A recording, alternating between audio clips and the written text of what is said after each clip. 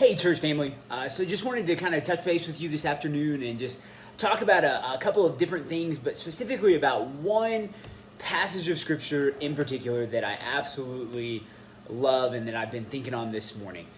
One thing that has been running through my mind, a lot of this is trying to think about different things that we're struggling with in these interesting days, different questions that are going through people's mind. And so one of the things in our email update that we sent out this week that I encourage you to do is kind of send me some questions that you might have, some random things that are going through your heart and your head, and that we could just kind of talk about those.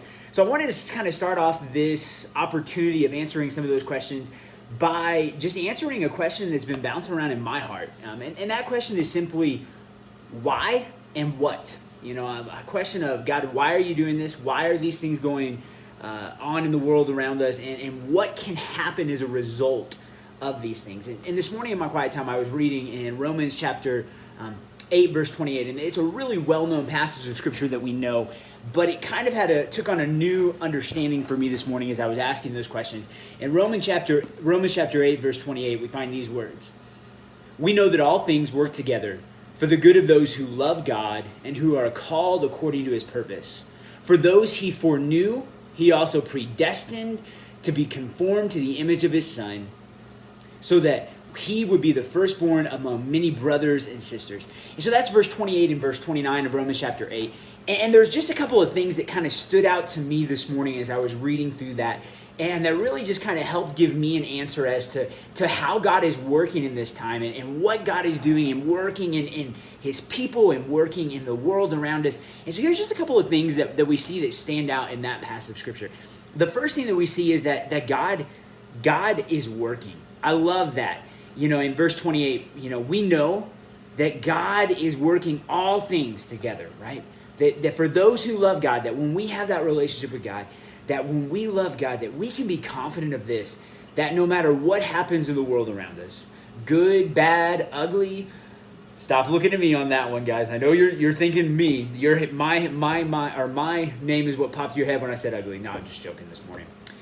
But no matter what's going on around us, we can be confident of that God is working, right? I love that Paul says in the book of Romans, we know. It's not a question mark. Is God working? It's we know that God is working. The second thing that I just want us this passage reminds us of is simply this, that God knows.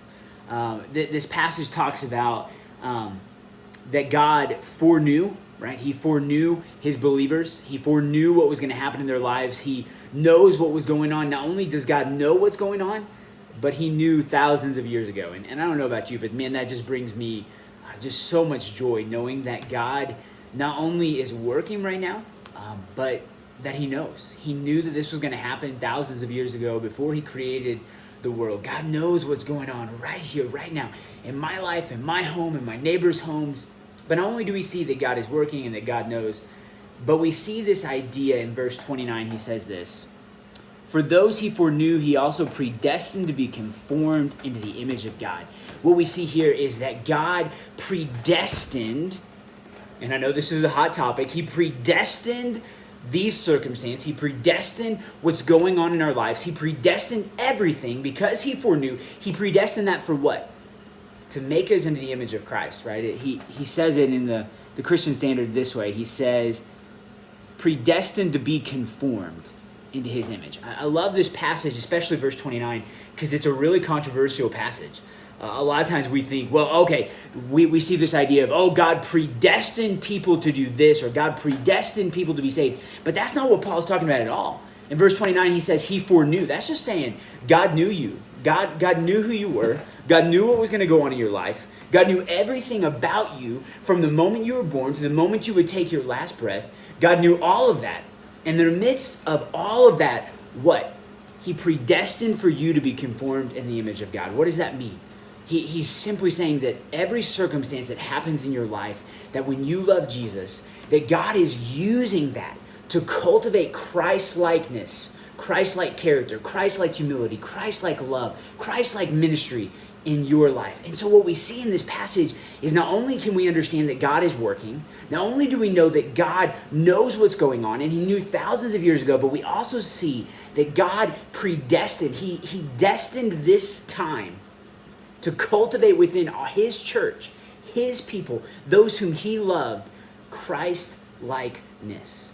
See, what we see in the world around us right now is we see this massive opportunity for growth, this massive opportunity for ministry, this massive opportunity for God to work in unprecedented ways.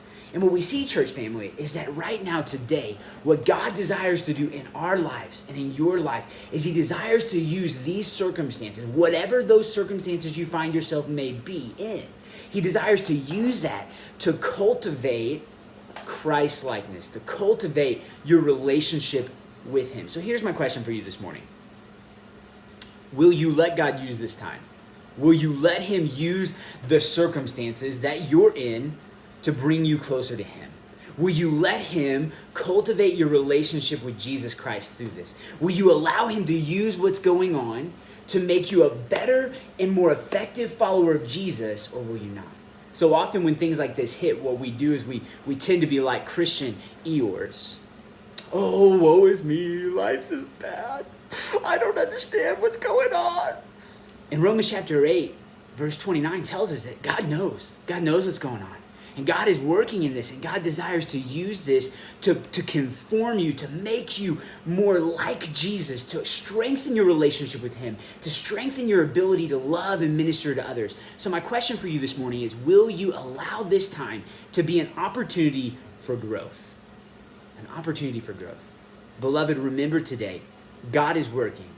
God knows what's going on, and that God has predestined this time, this circumstance in your life to cultivate Christ-likeness within your heart and your soul. Have a blessed day.